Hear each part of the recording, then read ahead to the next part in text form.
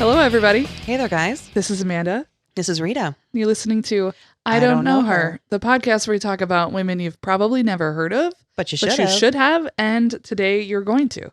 Yeah. So me and Amanda had a night out. We did. We had a night out together. Which is like a rare occurrence these days because Rita's always working and then I'm old.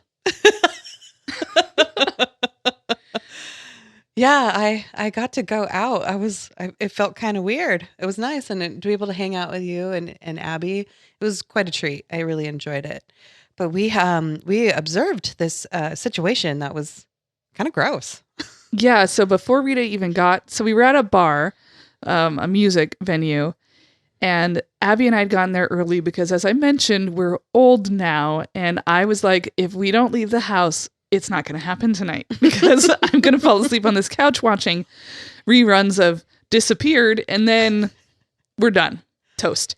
So we left, and we got there at like 8:00, and there was this guy already there who'd been there for a while. He was this larger gentleman wearing a big, giant, gaudy, hideous silver cross necklace. When I say large, I mean like we're talking. It was obscene. It was so big. Yeah, we're definitely talking like a good 6 inches of a cross. Yeah, and definitely missing the buttoning the top 3-4 buttons of his shirt. Yeah, he was an odd duck, and I kept trying to figure out if he was with somebody because he kept migrating around, and it didn't appear like he was there with anybody.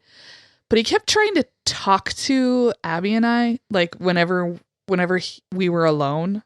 He was trying to talk to us. He'd be like, "Hey, how's your night going?" From a booth across the way, and I was like, "I don't know you. It's fine." Yeah, I mean, there's the first "I'm cool, thanks," conversation over.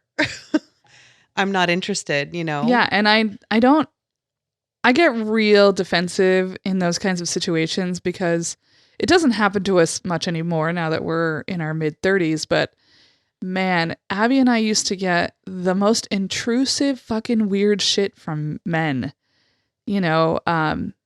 First they thought we were two single gals out on a night, and then when they would figure out we were together, there was a whole different element that would come into it where men would want to watch us kiss and stuff. No, it's you're not fucking invited. Gross. We're not a porno. We're real people. And we've been married for a long time now. We're not young spring chickens. And also, even if we weren't, it's none of your fucking business, weirdo, go away. So I was already really cold shouldering the guy, but Abby's a little nicer than I am in general. And so she kept being like, "It's good, man. It's a good night." And I was like, "Just don't engage. Fuck him. He's weird."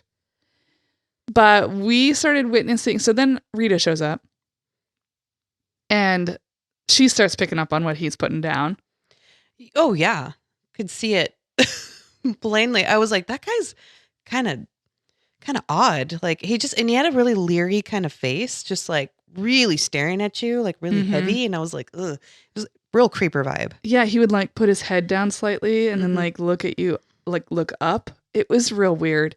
And the booth next to us had 2 women at it who were a little older than Abby and I were. And you knew at least one of them, right? I think so. Yeah. And I knew one of them, actually. I'd worked with her a long time ago at a school, but I didn't think she recognized me, so I didn't say anything. But he came sauntering over to them and goes, Can I sit with you guys? And women, stop. You could obviously see on their faces that they did not want him to sit with them, but they were like, okay. Yeah, okay. And then very visibly uncomfortable, and he just takes up half the booth, man spreads his legs out, and is just intruding on their time together. These 2 women who are there obviously for a fun night out together. It's not his business. And I just kept looking over at them and thinking, why? Just tell him to go away. Yeah. And then they finally leave because he won't. So they leave and go into the basement, which is a different part with a DJ and a dance floor. And then 2 more women come and sit there later on. And he had gotten up and left. Yep. Yeah. And then he comes back over to those new women and is like, hey, can I sit there? And they say, okay. And me and Amanda are watching this and we're like, why are they saying okay? it's so obvious you do not want this man to sit with you. Yeah. So to just tell him, no, that's fine. We're good. But women are just so conditioned to be polite, to be nice. And I just wanted to scream, no, no, tell him no. And he was specifically targeting women. Yes. And women who did not have any men with them. Mm-hmm. And just because I know that guys have done that, but there's a way to do it and there's a way to not do it. And he was doing that. Well, and I honestly think like there is no right way to do that because it's always predatory. Like if you're interested in someone, you see them, you could walk over to them, stand at the edge of the table and say, hi there, I was wondering if I could buy you a drink. And if they say, I'm good, then you walk away and you just leave them alone. You don't come over and be like, can I sit with you? That is just weird in and of itself. Would you ever do that to someone? Walk over to a stranger and be like, can I sit with you? I can't say I would. No, because it's weird. It's weird. And we're not in a school cafeteria. We're not trying to like make new friends at the playground. Yeah. Like, you cannot sit with us. And it was, so as we're watching this, we got into a pretty big conversation about the politeness. And we were just like, fuck the politeness. And also, if he had tried to do that to us, we would have said no. Yeah, definitely. Yeah. And so I don't understand. And we know each other very well. We've been friends for a long time. We're really close. Maybe we feel safer with each other that way, so we can all say no. Or maybe we're just more outspoken. But I don't know. It's like those women, you could read their faces. They did not feel comfortable and they allowed it anyway. And like, as the night is progressing, again, he was there before we got there at 8. And by the time, so it had been like a table, these women, and then they left. And then these women, and then they left. And then there was this, what appeared to be a very inebriated blonde woman who was with a man, and then the man got up and left, and then this guy saw his opportunity and came over. Yeah, she was swaying. She was very clearly like very drunk. And I was like, oh, this is his perfect target. And so we just watched him because I was really uncomfortable. I felt like if he tries to do something to her, she will not be able to resist. And I just wanted to make sure that she didn't go home with him. I witnessed that in college more than once, obviously, but one time in particular sticks out in my mind. I had been at this bar. It was my favorite bar. And I had gone to the bathroom, and the bathrooms in this bar were like real ghetto gross. Like the doors didn't lock. There was a hole in the door you could see inside. Real gross. And I remember seeing this woman on the ground, like so inebriated. I think she'd thrown up. Oh. And there was this man who like picked her up and started carrying her out the door. And she was saying, no, no, no, no. And I just was not having it. And I just walked right up to her and I said, do you know him? And she was like, she kind of like looks at me and looks at this guy and looks back at me, and it's all very slow. And she was like, no. And I was like, do you want to go home with him? No. And I was like, you need to stop touching her right now. And I was luckily with 3 men at the time who saw me up in this man, this like stranger's face who was holding a very drunk woman.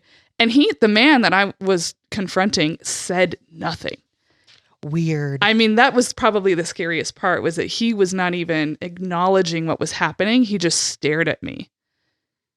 Like he was like, so? Jeez. So these 3 guy friends I was with came over and they're like, what's going on? I was like, this man is not taking her home. We are taking her home right now. And the guys had this like such an interesting little dynamic happening, because you could tell they were uncomfortable. They were uncomfortable confronting this man, or just with the whole situation in general? They were very uncomfortable confronting this man. We get her in the car. She has a very hard time telling us where she lives. We finally get her home. And on the way home from dropping this woman off, the guys in the car were like, we didn't really need to do that. Yeah, actually, we did. Yeah. That man was going to rape her, and I was not about to let that happen under my fucking watch. Yeah. And if you are a man listening to this podcast right now, don't ever be those guys. No. Like, your job is to help police the situation. It shouldn't always be on women to stop this kind of stuff from happening. I had an experience when I was in high school. I went to a house party at a friend's house. I mean, typical house party shit. Her parents were gone. We got a bunch of booze. Everyone's partying, music. Everybody was in the living room, kitchen area. I had a couple drinks, people smoking weed, stuff like that. And I started noticing people were like migrating to a back bedroom. And I was just like, what's going on? And there was a girl that she's in my class, and I think it was a junior at the time. And she was, everybody's at the door, and I could just see them all like staring into the room, and they're like laughing and stuff. And I poke my head, over their shoulders, and he's pulling her pants off, and she's wasted. And he's taking her pants off, and everyone's laughing. Everyone's watching. Fuck that. And I was like, no. It's like, no. I was like, and I don't want to say her name, but I was like, hey, you, we'll call her Sally. It's like, Sally, get your fucking clothes. We're going. And he's like, what? She wants this, blah, blah, blah. And I was like, no, she does not. I was like, I know she's laughing and stuff, but she can't think straight right now. No, she doesn't know what's really happening. She doesn't know what's really going on. And she, her eyes are half closed. She can't even talk. And so I grabbed her pants. I start putting her pants back on for her. And she's just like, what are you doing? And I'm like, I'm just taking care of you. Like, don't worry. And everyone starts booing. And they're like, boo, party pooper, blah, blah, blah. And it was like the most, it was so unpopular to stop this act of this girl getting raped in front of a group of people. It's so disgusting. That is disgusting. I just can't even, and now people would be having their cell phones out, videoing it. Yeah. There would be permanent Taking evidence pictures of this for the rest of that young woman's life. Mm-hmm. And she would always feel guilty and ashamed, like it was her fault. I know that. You know that. We know how that feels. When it happens to you, you feel like you could have done something differently. You could have been the one to... No. When you are drunk, you cannot consent. Mm-hmm. And if you are a fellow person, stop it from happening if you can.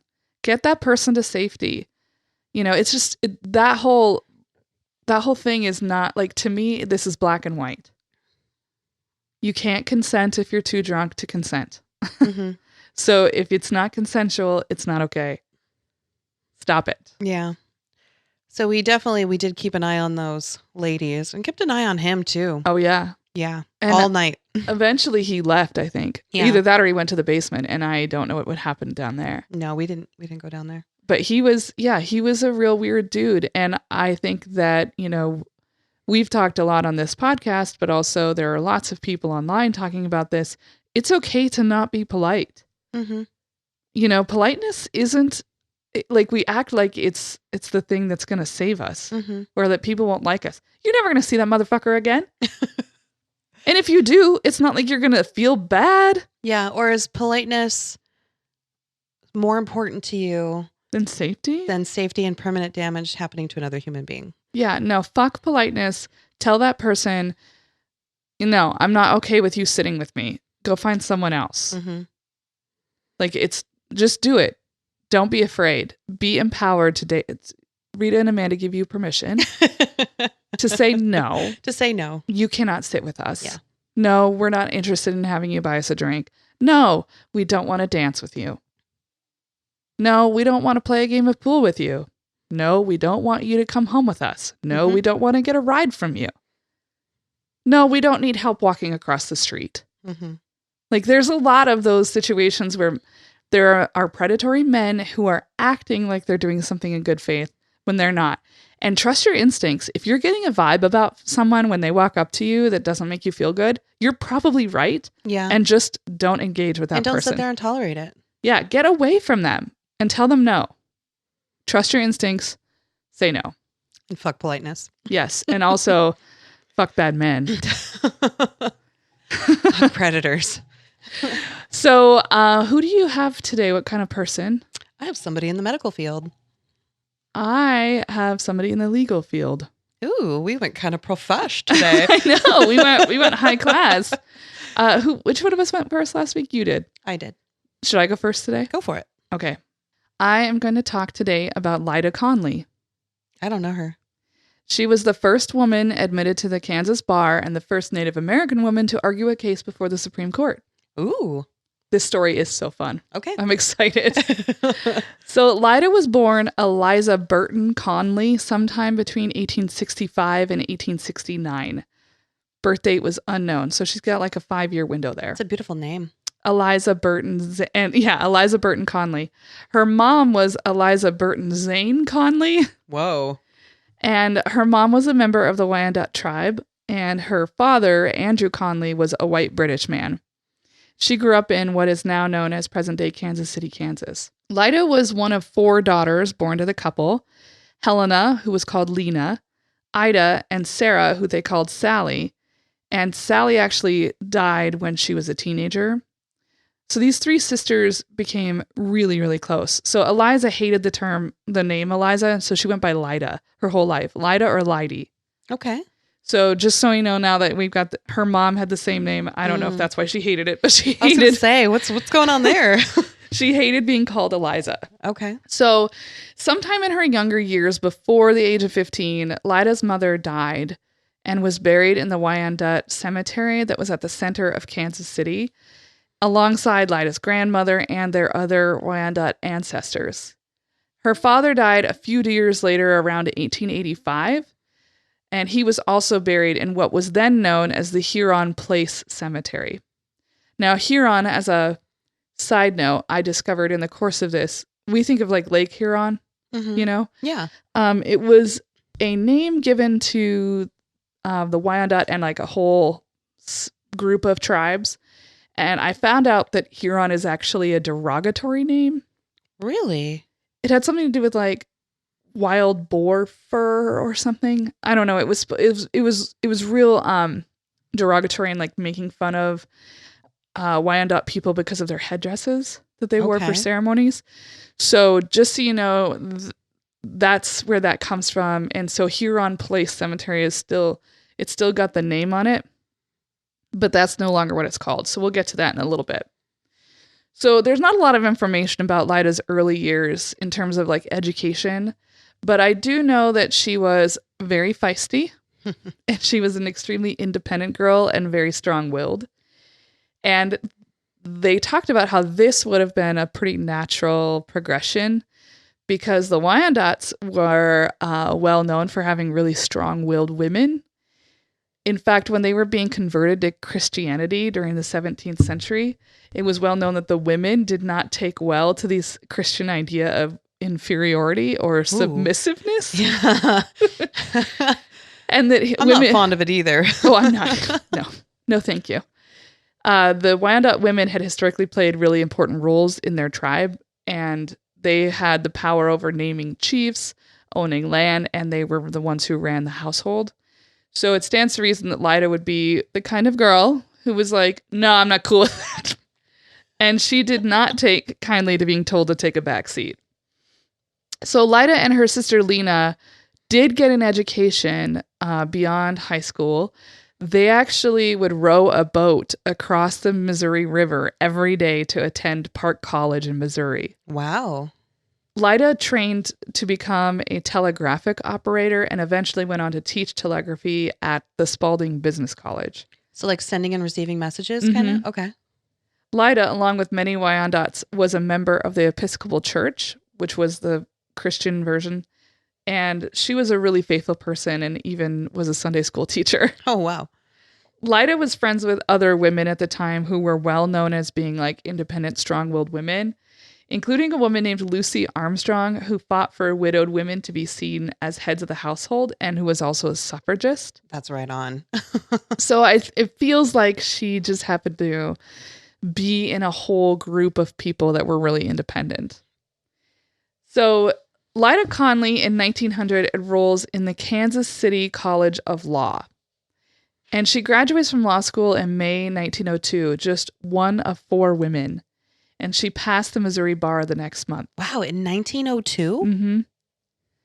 And this, like, a lot of the sources I read really emphasize that this would have been a very unique, non-traditional way for a woman in Kansas in the early 1900s. Yeah, this just seems like almost just unheard of. Yeah, it totally was. So that's why it's like, I'm really trying to emphasize that she was like very independent, strong-willed, and opinionated in a way that was surprising. So, and she surrounded herself with other women who were like that. Lyda tried to make her living as a lawyer, but she struggled to find enough work to pay the bills. A lot of people wouldn't hire a woman lawyer. Mm-hmm. Even though she'd had a law degree, she was forced to return to working as a telegraphy teacher at Spalding. She did have a little bit of work as a lawyer. She mostly represented Native American people who had land disputes or contract disputes with people. But for the most part, she didn't get to really practice a lot of law. In 1906, Congress said the Secretary of the Interior could sell the tract of land that was located in the center of Kansas City that had been the historical burial ground for the Wyandot people, including the members of Lyda Conley's family. This land was in a part of the city that was like the heart of it. Like, think about like if it was Riverfront Park in Spokane, like the center of the city, or where the Space Needle is in Seattle. Mm-hmm. So all of these buildings are being built, this like burgeoning like business district, but in the center of it is this little burial ground. And they can't build on the burial ground.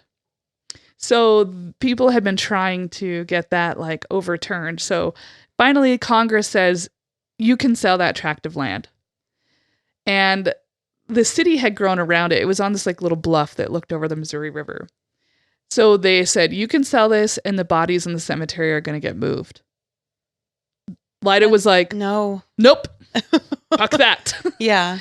So late one night, her and her 2 sisters built a 6x8 little shack in the center of the cemetery, brought their double-barreled shotguns, put up signs threatening anybody who dared to trespass, and just occupied it.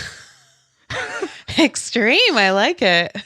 So here's where we're going to put a little pause button and really explain this particular spot of land and how it came to be, because it's very important to what comes later in the legal arguments. So the Wyandots were originally part of what was known as the Huron Confederacy tribes, and they covered the area of what is now present-day Ontario and Quebec in Canada. They were pushed out by colonizers, familiar story, and ended up in the lands of Ohio and Michigan. They controlled nearly 110,000 acres of Ohio that had been gifted to them by the U.S. after they helped become American spies during the Revolutionary War. Whoa. Okay. Yeah. So the U.S. said, in exchange for being our spies, you're going to get all this land. The Wyandots were very well educated as a tribe. This was like something they were well known for. Lots of people went on to secondary education. And they were a very racially welcoming tribe. So the tribe itself was mixed, lots of mixed races between Native American. They're so progressive. Yes. People. Native American, European whites, and a lot of African Americans. Because they had at one point, there's a whole slavery thing that happened. And they were like accepting freed slaves into the tribe and giving them land. So this meant that a lot of the people who were eventually like, they couldn't trace their blood quantum. Mm-hmm. It was a thing. Yeah. So in 1830, Congress passes the Indian Removal Act. Oh, yeah. Remember learning about that in school. Yeah. So the Wyandots are once again being told they have to move from this land that they were, again, gifted by the government. So the tribe negotiated with the government that they would cede their land in Ohio and Michigan for a tract of land that was 148,000 acres west of the Mississippi. So that's what they were supposed to do. Yeah. When the Wyandots arrived on the bank of the Missouri River, in the area that they were supposed to be resettling in 1843, the government said, sorry. Again? Yeah. Wow. So they said basically, oh, we're not ready yet. So the Wyandots... Where are they supposed to go? Right. The Wyandots are on the east bank of the Missouri River, and they have traveled from Ohio and Michigan to come here, and they begin to die of disease. Hmm. Like, they're sitting through 3 seasons, and the winters are awful. So lots of them begin to die of diseases that were unfamiliar to them, dying from exposure to the elements, starvation, what have you. That sounds awful. Yes, it was terrible. But as was their sacred tradition, as people would die, they found the highest point in their encampment and buried them in traditional blankets in unmarked graves. And they said they know for sure that at least 100 members were buried during these 3 seasons. It's a lot of people. In this spot. And that meant that this cemetery was now their final resting place on this part of the river. So the tribe ended up negotiating a purchase of land from another tribe. So they went up to the Delaware tribe and they were like, hey, we're waiting on these motherfuckers. They're taking their sweet ass time. Can we buy some land from you? And so the Delaware tribe said, okay. And they negotiated a land deal. And the Delaware actually gifted them a couple extra acres of land too. So they set up shop in this little bit of land between the Kansas and Missouri rivers. Throughout the next 10 years, the tribe flourishes, builds their own city that they called Wyandotte City around this cemetery. The cemetery then became like the heart of their land. And they were building a real ass city with like a business district and stuff like that. Wow. Once again, though, the land in which they established their new lives became a hot commodity to white colonizers. And so they were like, oh, well, now that we know these rivers are here and you're building this city, the rivers had become like a trade route. And it was like when westward expansion started, this was one of the spots that people would stop on the westward expansion. So it became like a big trading center. And they were like, well, we can't have an Indian tribe here. It's so painful, just the theft. Yes. Yeah. And this constant betrayal. Constant betrayal, yeah. So in 1850, the federal government decided that the Wyandots living in what had this Wyandotte City is Kansas City. What? Yeah. So Wyandotte City that they created and built is now Kansas City. So the federal government I'm shocked. Sorry. I was like, I have no words. Yeah. Yeah.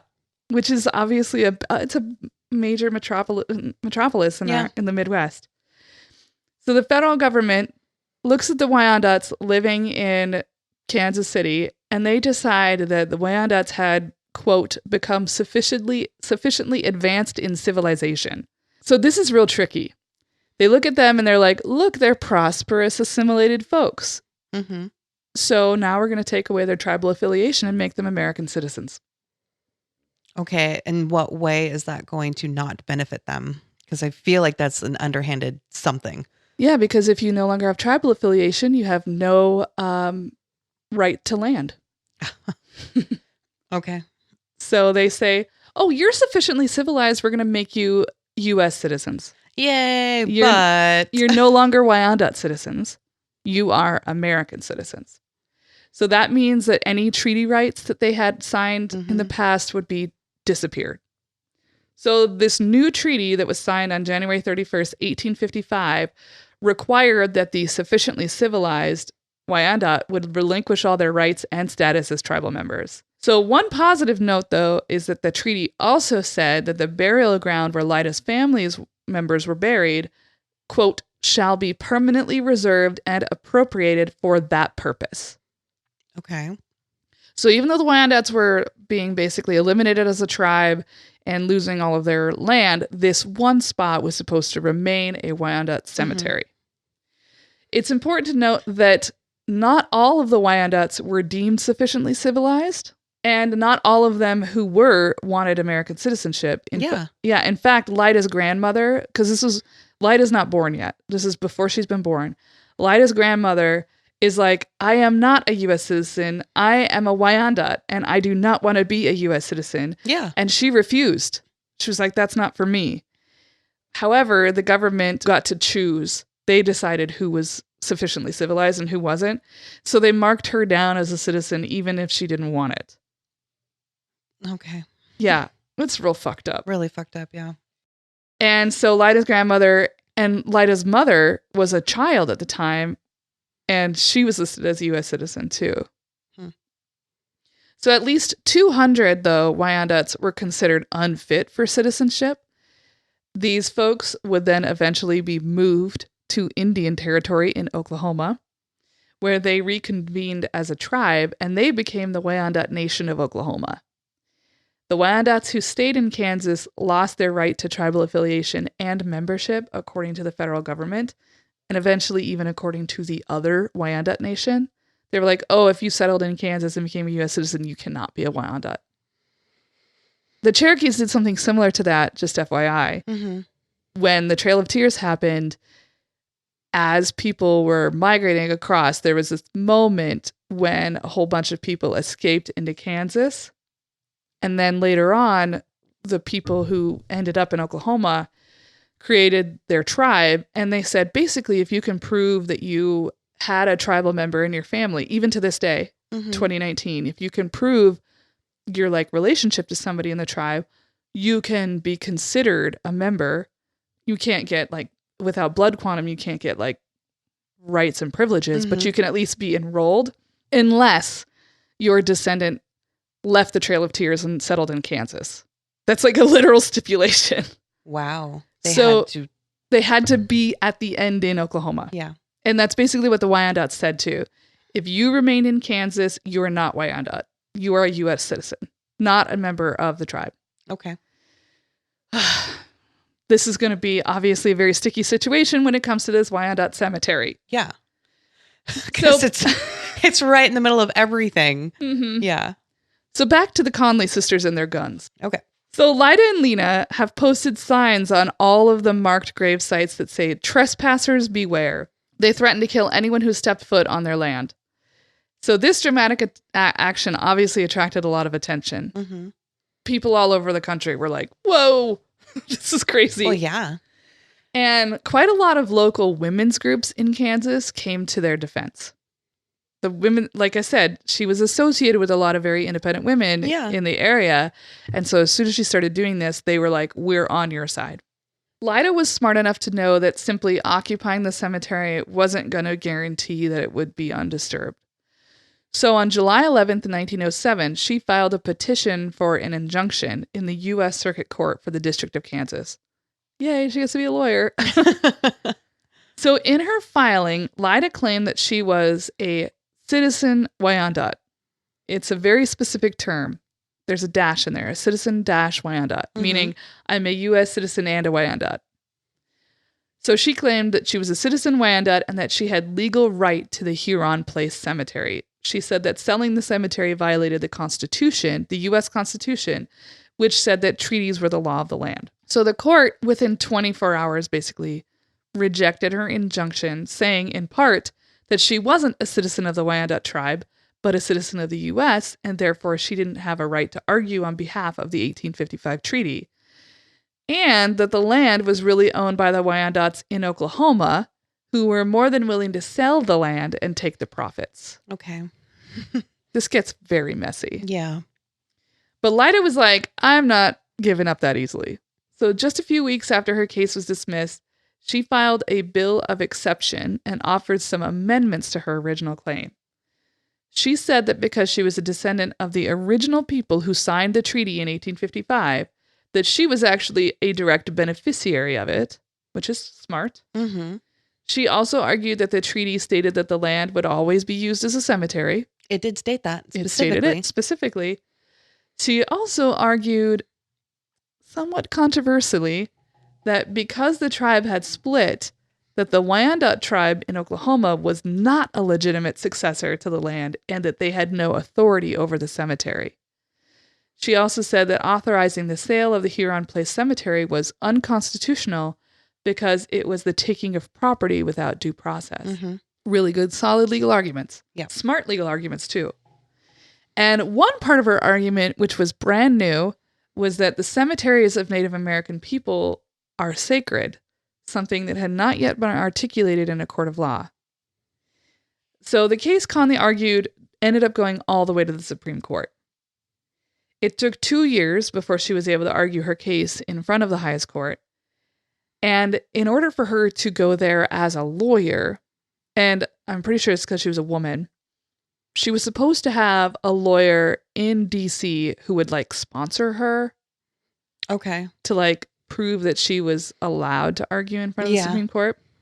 But she couldn't find a lawyer in all of DC to be willing to do that for her. To stand up for her. So instead she decided, okay, well then I'm not going to argue the case as a lawyer. I'm going to argue the case as a plaintiff. So instead of her being the lawyer for the case, she's bringing the case. Yes. Interesting. So it now is like her against these people. Mm-hmm. So when she appeared in the courtroom in 1909, Lyda Conley was just the third woman, the second woman attorney, and the first Native American woman to argue a case in front of the Supreme Court. Go her. I know. It's a big deal. Lyda proved to be a very effective orator and compelled the court to listen to her every word. There's a part of her speech that gets quoted a lot, so I wanted to include this. When I shall be gathered unto my people, desire that they bury me with my fathers in Huron Cemetery, the most sacred and hallowed spot on earth to me.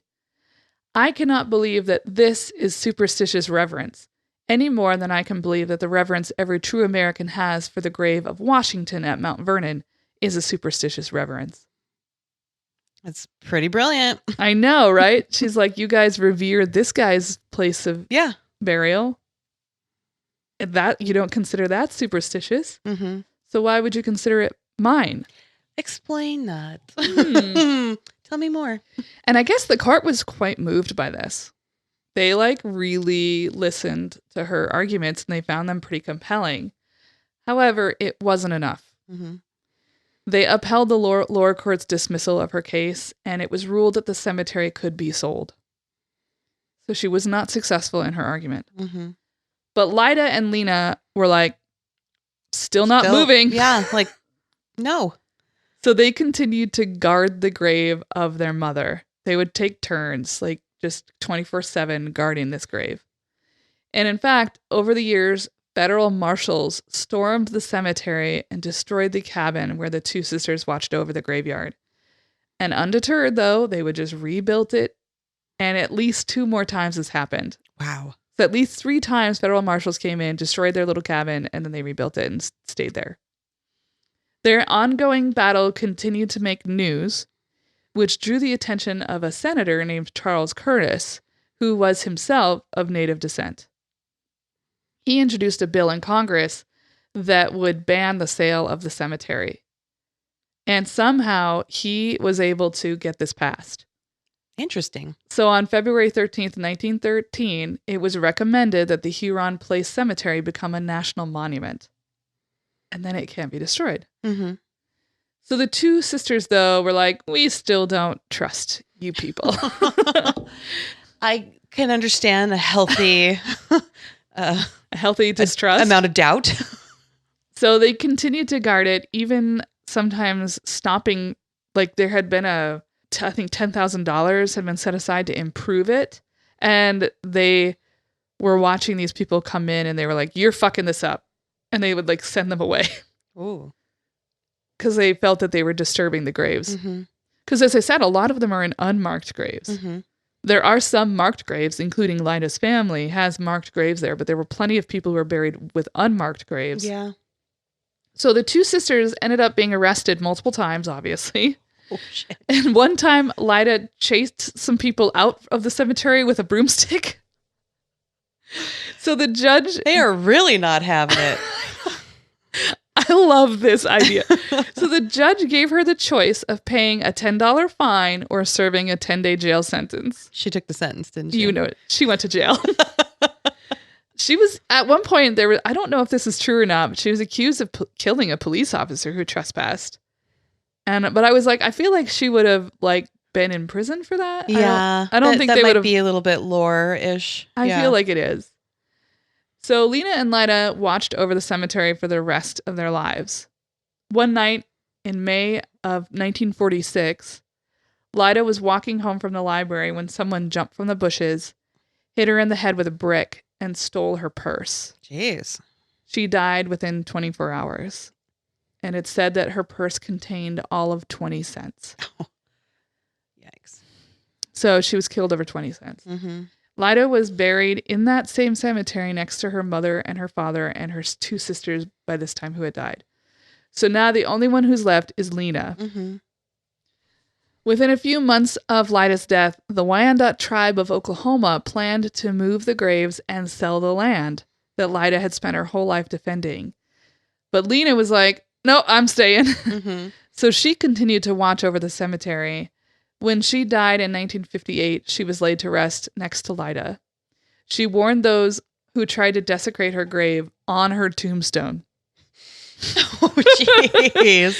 On her tombstone says, "Cursed be the villain that molest their graves." Wow.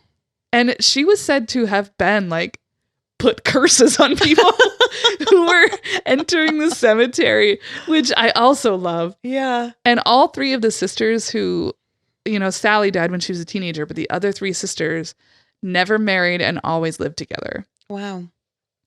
So a year later, after Lena dies, the Wyandots of Kansas sued the United States and sued the Wyandots of Oklahoma. And once again, the courts sided against the preservation of the cemetery, but yet it still wasn't sold. So some kind of constant thing was always stopping them. Mm-hmm. By then, it was seen as a historic landmark. And in 1971, it was placed on the National Register of Historic Places. And in 2016, just a couple years ago, the cemetery's importance was cemented forever when it was named a National Historic Landmark. And it's since been renamed the Wyandot National Burying Ground. Lyda Conley will be forever remembered as a strong, independent, and ethical woman who fought for her people and preserved the dignity of her family for centuries to come. The arguments that she presented at the Supreme Court would eventually become the foundation of movements in the years to come, including the Native American Graves Protection and Repatriation Act, which now protects burial grounds from being sold, stolen, or having artifacts removed. Very cool. The Wyandot National Burying Ground today serves as a physical reminder of the devastation and genocide of Native Americans across the country, but also their perseverance, integrity, and grit embodied by those who sacrificed their lives to preserve their culture and traditions. That's really neat. I used basically one article for all of this that was a very well-researched, incredible piece of literature called Trespassers Beware, Lyda Burton Conley and the Battle for Huron Place Cemetery by Kim Dayton in the Yale Journal of Law and Feminism. I also used Lyda Conley and the Battle for Wyandot Recognition by James Giago Davies for the Native Sun News, and Lyda Conley's legal argument to preserve the Huron Indian Cemetery from Wyan.org, and a Huron Cemetery Chronology by Janet English, the chief of the Wyandot Nation of Kansas, on wyan.nation.org. Very cool. That was a really neat story. Yeah. Yeah. And apparently at some point it was optioned to be made into a movie in 2008 or something, but I guess the movie must have fallen apart. Yeah. But Ben Kingsley was trying to get it made. Very cool. I would still love that to be a thing. That would be, that would make a wonderful movie or play. Yeah, it would be a really cool play. It would be a really good play. I wanted to include some sort of clip of someone talking about this, especially somebody from the Wyandot Nation of Kansas, but I didn't find anything. However, I did stumble across something really neat, which was there's a YouTube channel, and I don't know how, it's like Witkala Kawaii or something like that. And it's a videos for kids to learn the Lakota language. Very cool. And so they have her story in Lakota. That's really awesome. Yeah. I liked it. That was an awesome story. Thanks. I like her. Go, Lyda. I like her with the shotgun. With the broomstick. And shotgun, the broomstick, just, and the Whatever other gets the sister job putting done, man. curses. Shaking people down. Yeah, that was great. All right, who do you got for me? You ready? Mm-hmm. Okay, so the lady I'm going to talk about today is Lucy Hobbs Taylor.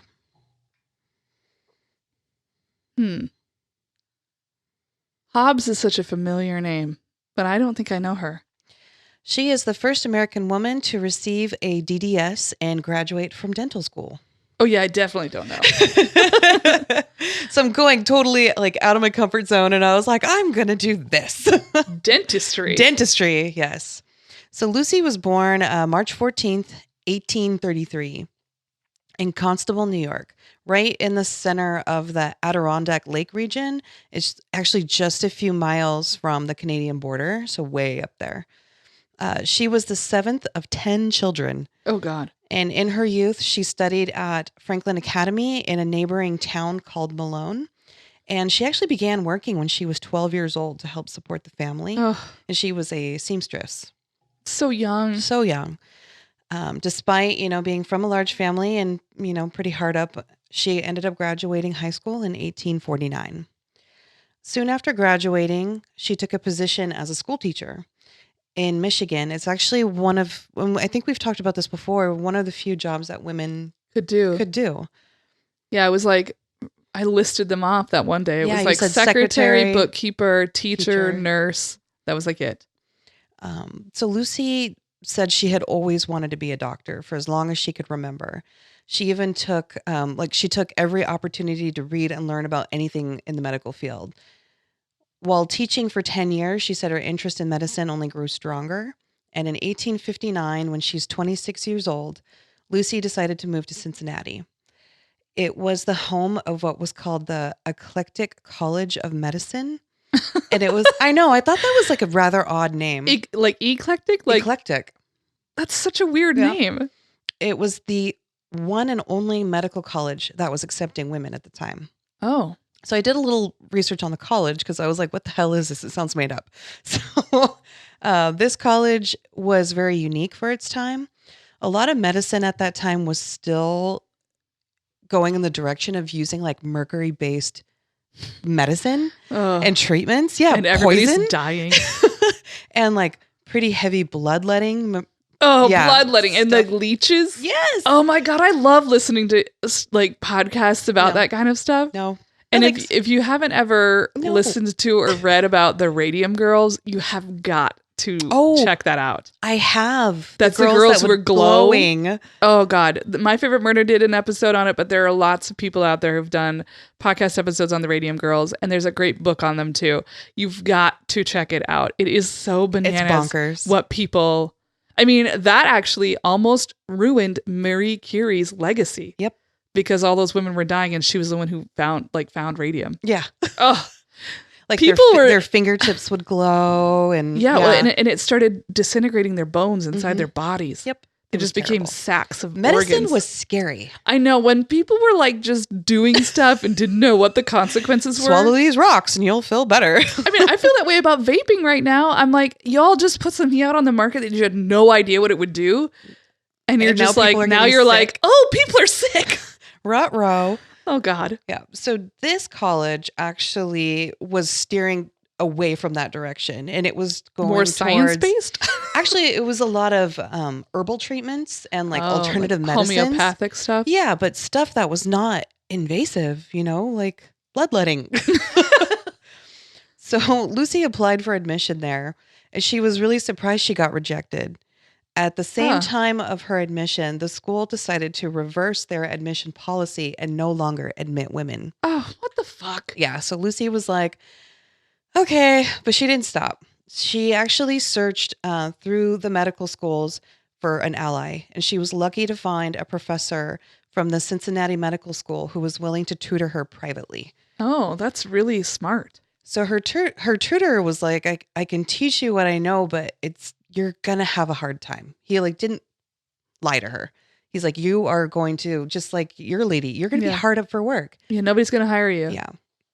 So he suggested that she consider dentistry. It was a good profession and she might have a better shot at making it in the field rather than say like if she was going to want to be a surgeon or something like that. So she took him up on the suggestion. She applied and actually was accepted to the Ohio College of Dental Surgery. The dean there was willing to take Lucy on, but only as a private student. She was like not part of the other. She couldn't take classes? No, she was a private student. They're like, we'll take you, but you're going to be alone. I know. It's so weird. Is she white, by the way? She is white. So actually, this dean from the Ohio College of Dental Surgery ends up helping her secure an apprenticeship with a graduate of the college. Like she's able to go and learn about dentistry, like from somebody who has their own practice? From somebody who already graduated, yeah. Okay. So after her apprenticeship, Lucy tries again to apply to the Ohio School of Dentistry. Despite having an apprenticeship, she has experience. The recommendation from the dean of Ohio College, she is once again refused. She can't get in.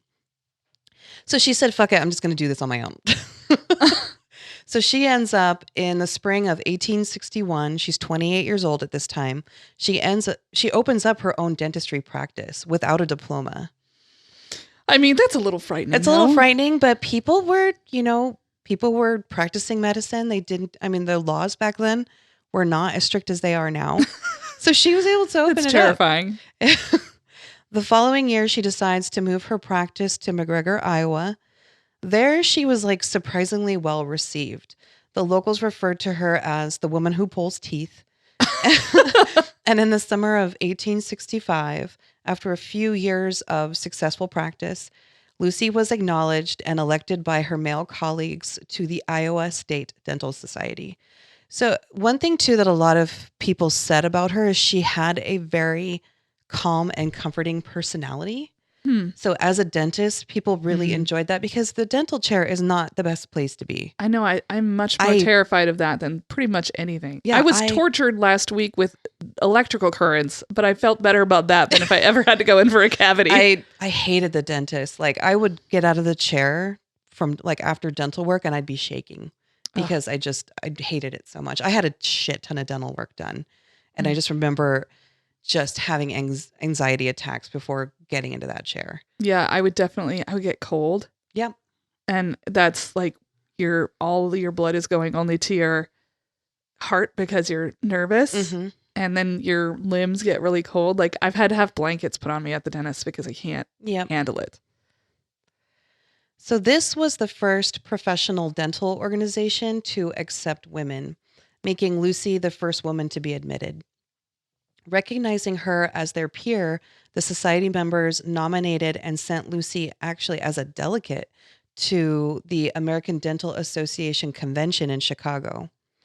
So with the support and respect of the Iowa State Dental Society, Lucy went back, she reapplied, and she was able to gain admission to the senior class at the Ohio College of Dental Surgery. So she finally got in. Good. This college at the time was the number 2 dental school in the nation. Oh, well then she's doing well for herself. Yeah. In February of 1866, Lucy completes her degree, and she becomes the first woman in the nation to earn a degree of Doctor in Dental Surgery. And this was in 1866. Wow. That's impressive. Yeah. And like I said, the clientele really spoke highly of Lucy. They said they actually preferred her and her woman's touch. Huh. A quote from the Cincinnati Dental Reporter. Like, why do you need a Cincinnati Dental Reporter? But whatever. People who are really into teeth. They wrote an editorial about Lucy after she graduated because, obviously she got attention. Yeah, no kidding. It says, even now we almost imagine ourselves seated in what is usually termed the chair of torture. Dreaded now no more. By our side, a beautiful lady with sweet breath and a glowing cheek, her delicate arm encircling our head, eyes so tender in their gaze. They take away all the dread, and in their sympathy, they even divide the pain itself. It seemed like she had a very delicate touch. Well, and it's like they looked at her with reverence. Yeah. Interesting. After her first visit to Chicago, when she went to be part of the delegate of the Iowa State Dental Society, she decides to move to Chicago. She liked it so much. There she met and married a Civil War veteran, James M. Taylor. He was a railway maintenance worker at the time. She ends up convincing him and influencing him to get into dentistry. So he actually starts apprenticing under her. Oh, interesting. Yeah, and she ends up, they end up doing this together. Huh. Well, it actually would probably help her. Yeah, like, can you be my assistant? Can you? Well, can and you also help just me? like having a man, like for those people who are like, women can't do things like this. Yep. Oh. They ended up moving to Lawrence, Kansas. Oh. There's a little thread. Yeah, Kansas. Here we go. And together they ran a successful joint practice, their specialty being treatment for mainly women and children.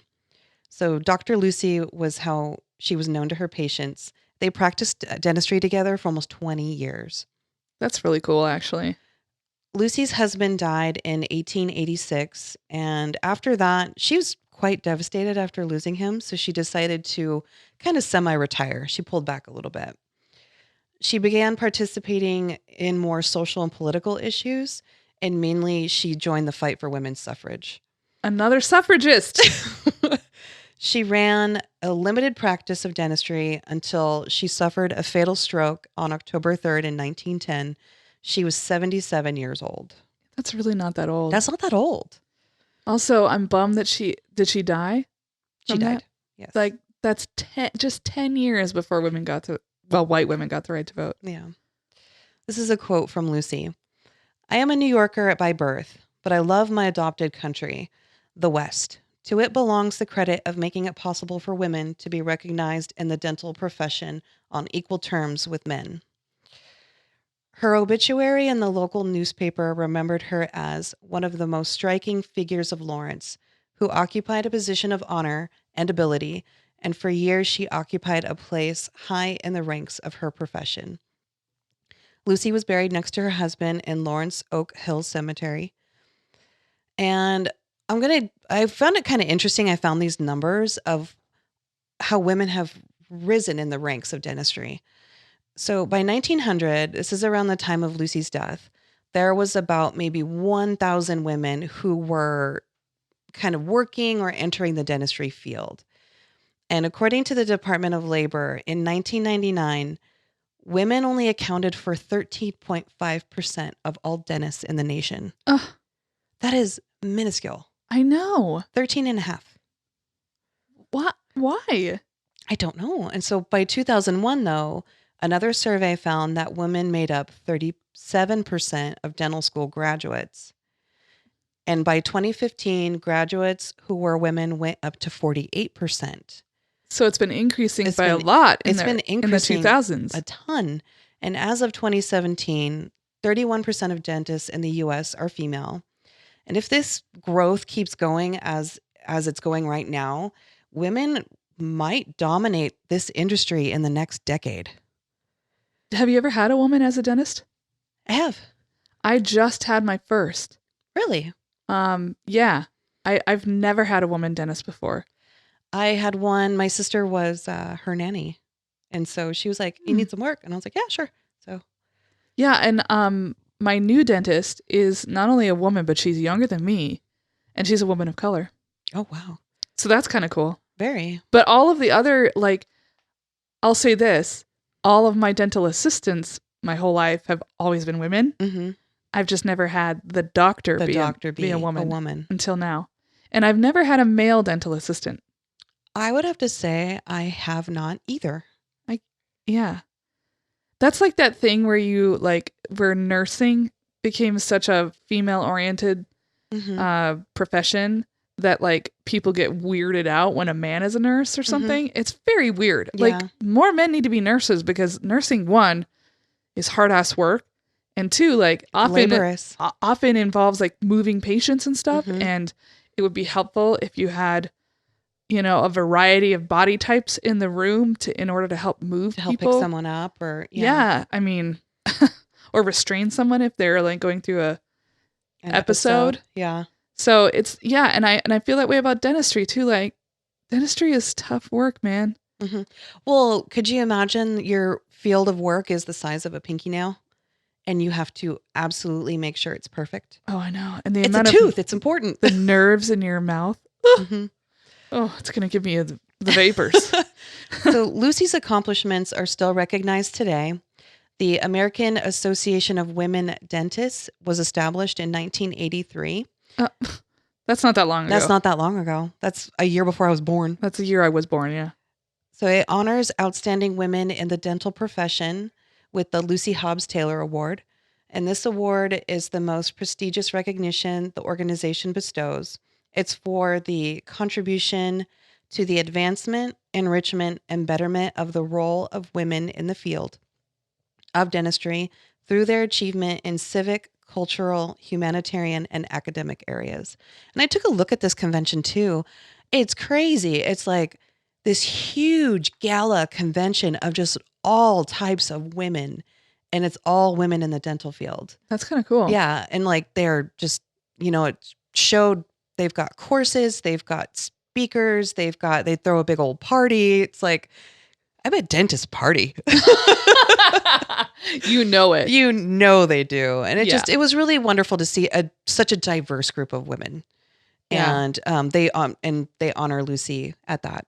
That's really cool. Very cool. I would have never even thought to look up dentistry, so kudos. Yeah. I was kind of shocked that the ratio of men to women was so low in that field, though, of actual dentists. Yeah, but I think that's probably true in all of the medical fields. True. I was just talking to my rheumatologist's RN, Mm-hmm. and she was talking about how like it had taken a while for me to be able to get in to see a rheumatologist, and I thought that was a Spokane problem. And she was like, no, this is a nationwide problem. People are just not going into neurology and rheumatology, which are incredibly important areas. Yeah.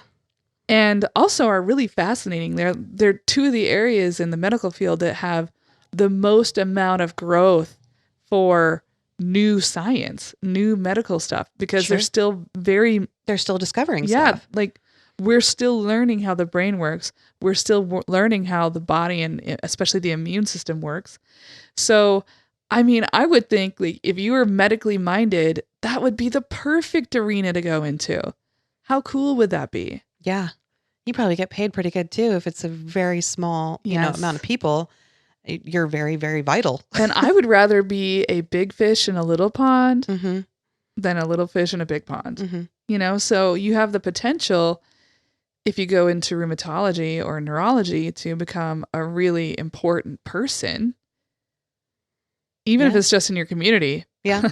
But and if you're good at your job.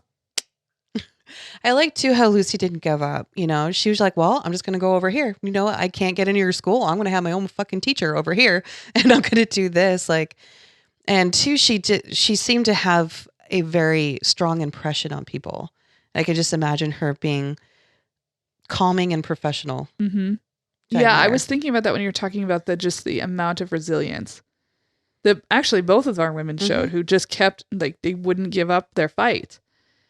And I actually thought when I was researching Lyda, one of the things I really admired about her is that she understood I can't take on the world in every issue, but I'm going to protect my mother's grave. Mm-hmm. That's the one thing I can spend my life I can do. doing. And I really admired that. We've talked about before how sometimes it's really difficult to figure out how you can make a difference.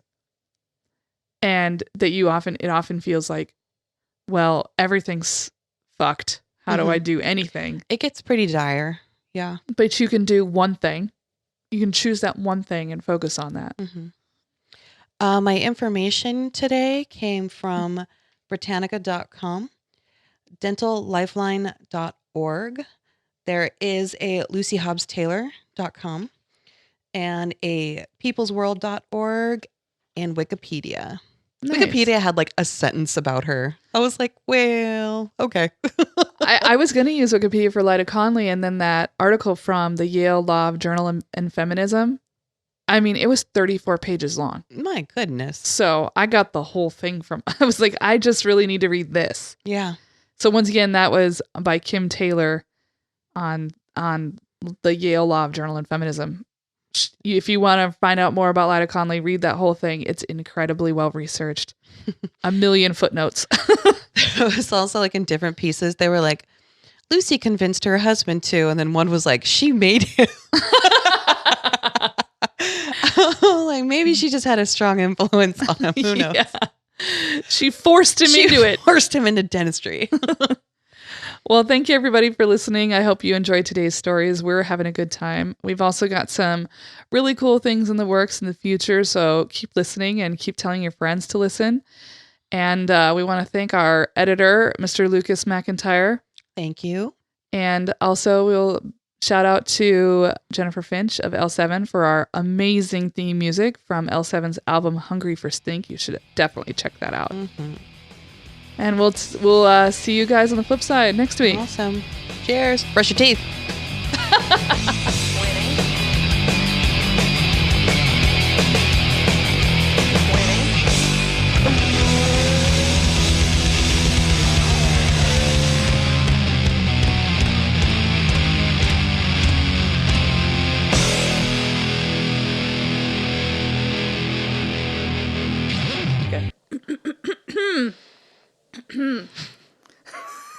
Okay, I'm ready. Okay. Nope. Okay.